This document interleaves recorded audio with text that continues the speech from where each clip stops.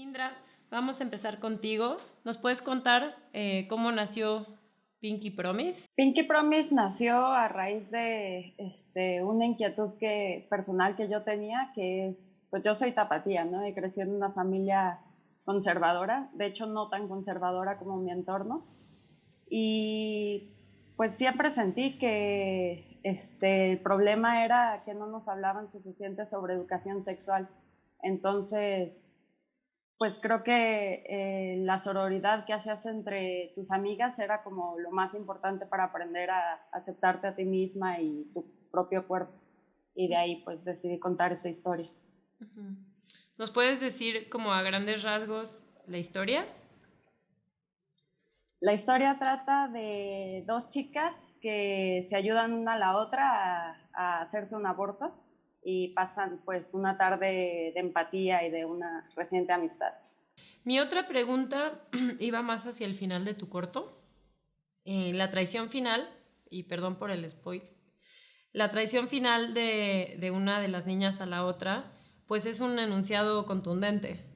Y quisiera que nos hablaras de eso. ¿Por qué acabaste el corto así? Al final yo creo que no es algo que se arregla tan fácil. Creo que el problema es que la presión social es muy fuerte y al final uno busca más como las cosas, o a esa edad busca más el pertenecer que lo que realmente le puede hacer bien. ¿Nos puedes contar un poquito de ese proceso de la escritura del guión desde que se te ocurrió, digamos, hasta que lo volviste un cortometraje? En realidad el guión se me ocurrió, yo escribo mucho como en mis tiempos libres, es lo que aprovecho para hacer los proyectos que me gustan.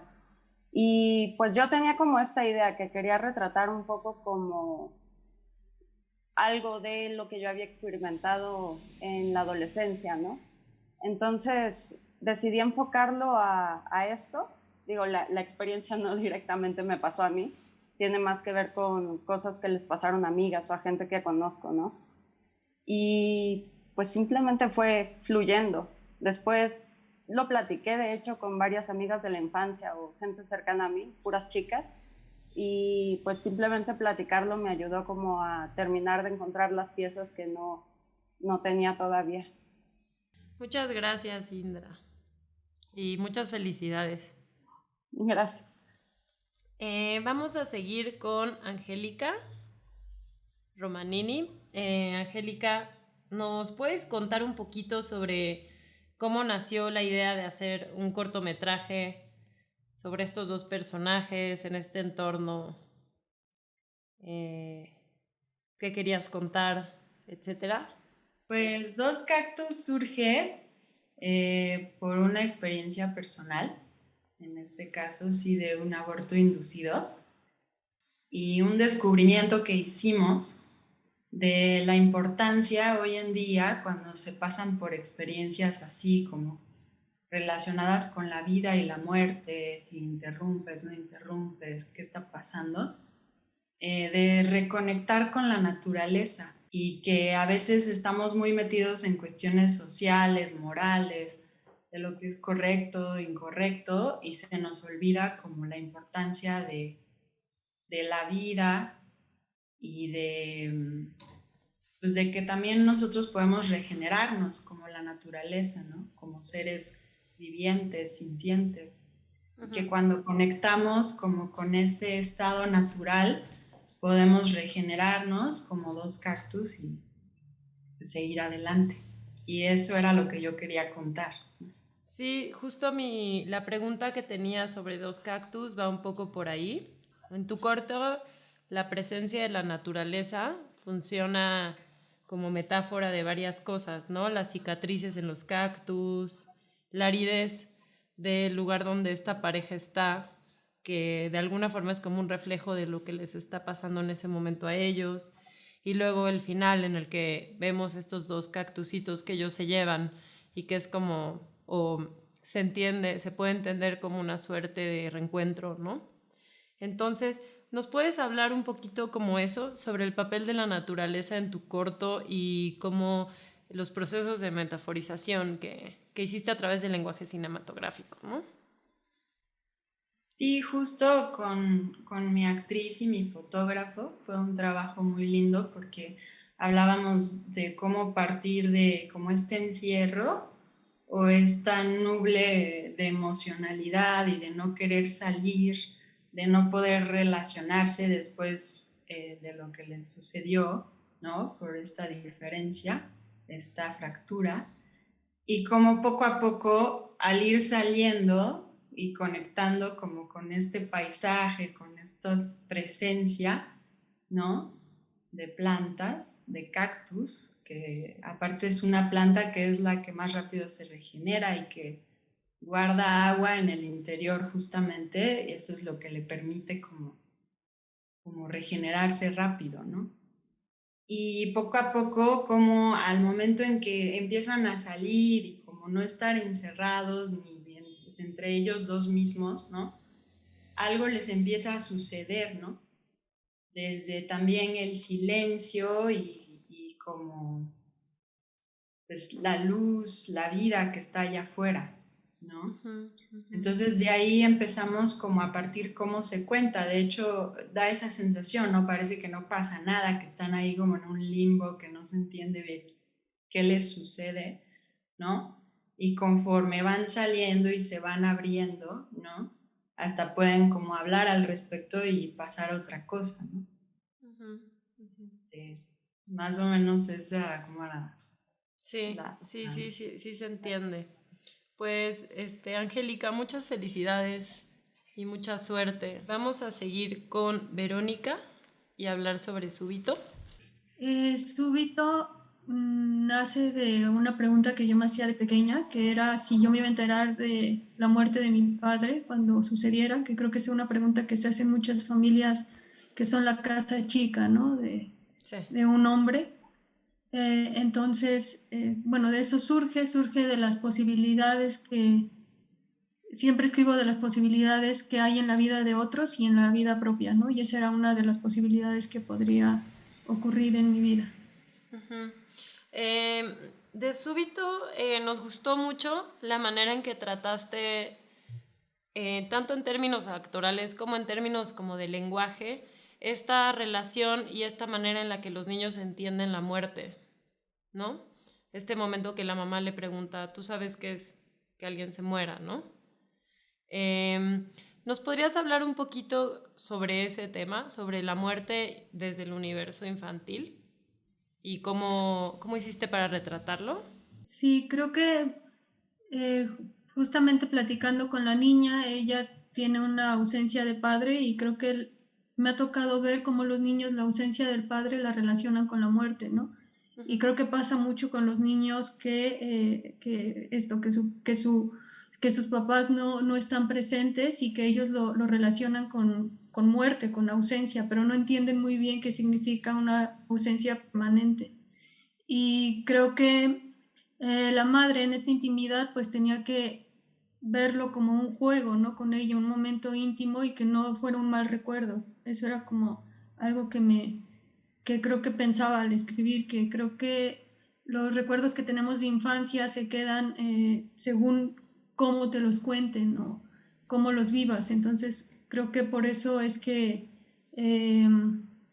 digo, no es algo que había reflexionado, pero creo que por eso está ahí, ¿no? Como en esta especie de juego, que es la misma casa de campaña que está hecha por ellas con amor, con atención, y creo que eso es como otra representación, ¿no? De ese universo.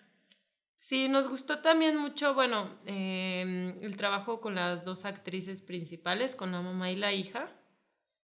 Sabemos que la madre pues es una actriz conocida y la niña no sé, pero ¿puedes contarnos un poco como el trabajo que hiciste con ellas, que nos pareció muy acertado, sobre todo sabiendo que dirigir niños no siempre es sencillo, ¿no?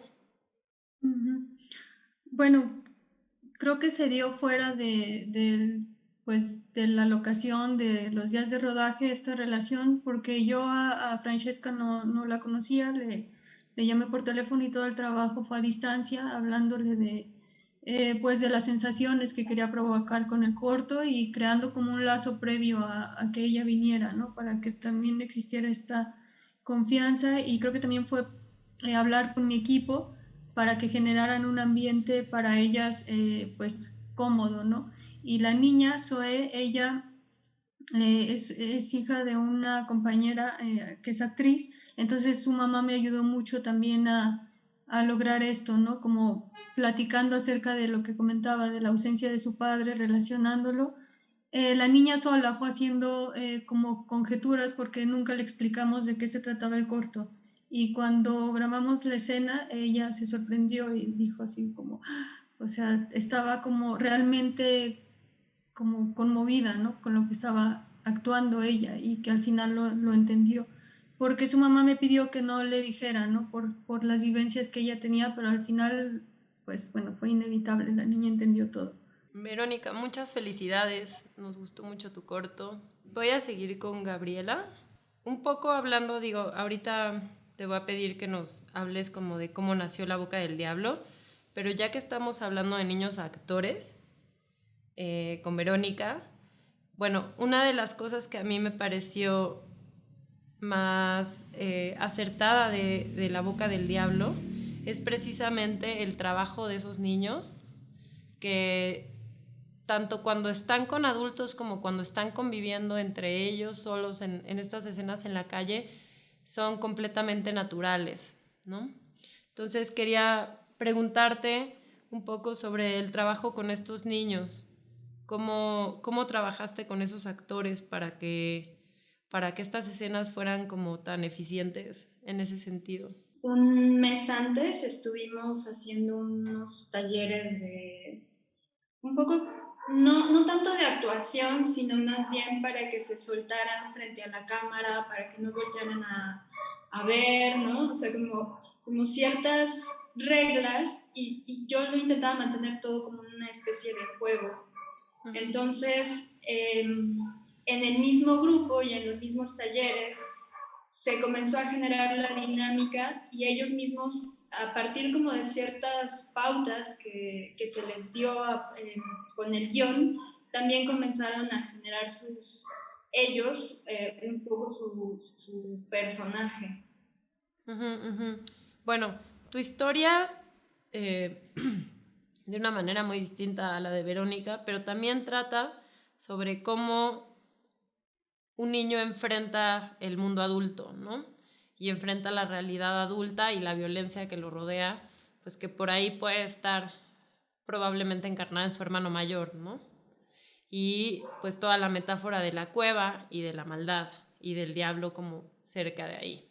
¿Nos podías hablar cómo nació este corto, cómo se te ocurrió, cómo lo escribiste, qué querías contar? Un poquito más general. Pues surge como de dos vertientes. Yo crecí en San Cristóbal de las Casas, que es un lugar que tiene como cerca muchas cuevas, hay huecos, hay cuevas verticales, y entonces o sea, no era como, sucedía constantemente que muchas veces la gente o los niños se caían en estas cuevas.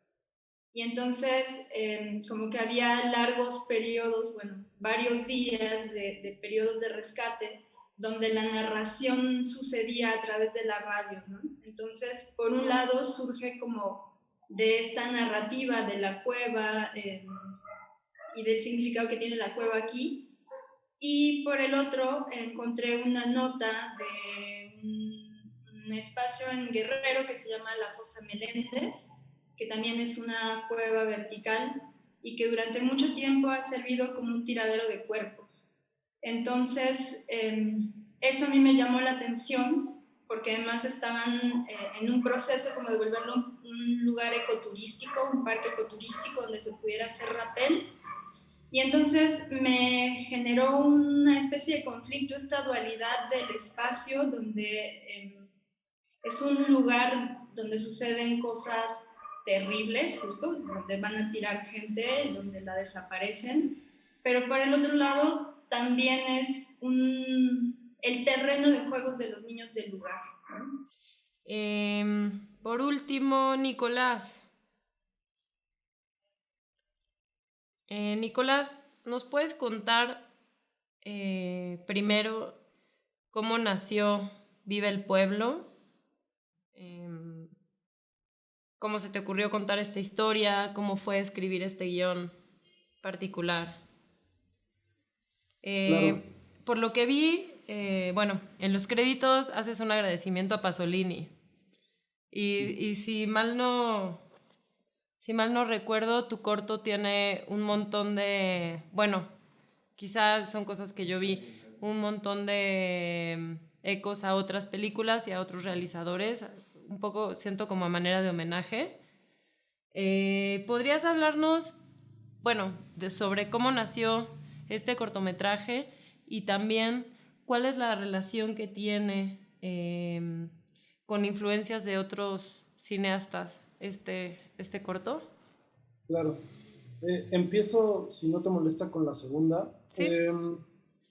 En particular el Evangelio según San Mateo me parece que le queda muy bien a México, y a mí hay algo que se me hace en la magia, en el misterio, que va muy bien con nuestra realidad y con un país tan complicado como este.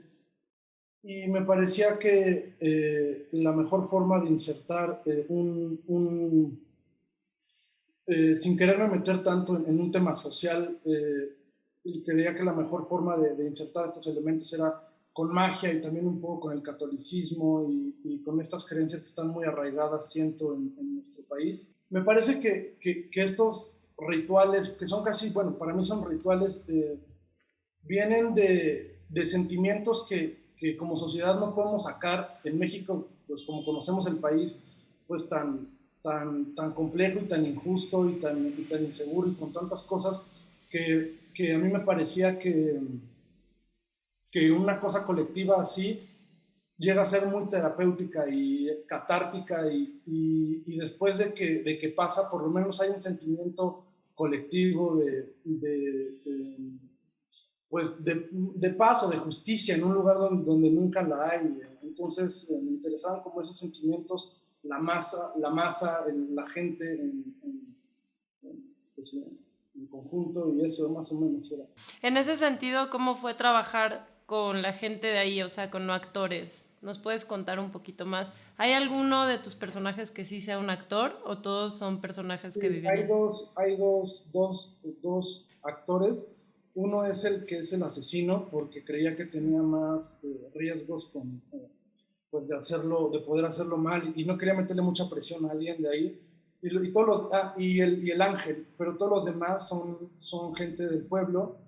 Y pues a mí me daba mucho miedo antes, yo no sabía, es la primera vez que lo hago, pero pues creo que eh, lo hicieron con mucho corazón. O sea, estábamos jugando todos al final, fue una cosa, y jugando ahí mismo, o sea, fue un juego muy bonito en el que todos quisieron participar, y a mí me sorprendieron justo estas figuras muy varoniles que se metieron tanto en la actuación, y lo digo pues por las estructuras sociales y por el pueblo, cómo estaba organizado, pero sí fue sorprendente todo cómo se involucraron, su dedicación, y sí, como la esperanza que había en nosotros y nosotros en ellos. Son una cosa muy natural y